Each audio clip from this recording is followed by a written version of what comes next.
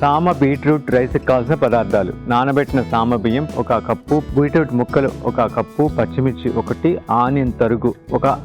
Cup, flax seed 3 చెంచాలు, మిరియాల పొడి 1/2 చెంచా, ఉప్పు రుచికి సరిపడినంత, కొబ్బరి నూనె 2 చెంచాలు, almond milk 1 cup, pumpkin seeds 2 చెంచాలు, కొత్తిమీర కొంచెం. సామ బీట్రూట్ రైస్ తయారు చేయ విధానం: ముందుగా పాత్రలో అవిసె గింజలు, గుమ్మడి గింజలు వేయించి పొడి చేసుకుని పక్కన పెట్టుకోవాలి. తర్వాత ఒక పాత్రలో నీళ్లు పోసుకుని సామ బియ్యం వేసి అది ఉడికిన తర్వాత బీట్రూట్ ముక్కలు, పచ్చిమిర్చి, ఉల్లిపాయ తరుగు వేసి బాగా ఉడికిన తర్వాత బాదం పాలు, తగినంత ఉప్పు, మిరియాల పొడి, మనం రెడీ చేసుకున్న అవిసె గింజల, గుమ్మడి గింజల పొడి వేసి స్టవ్ ఆపిన తర్వాత కొబ్బరి నూనె కూడా వేసుకుని కలుపుకొని సర్వింగ్ బౌల్లో తీసుకుని పైనుంచి కొత్తిమీర, అవిసె గింజలు, గుమ్మడి గింజలతో గార్నిష్ చేసుకుంటే సామ బీట్రూట్ రైస్ రెడీ.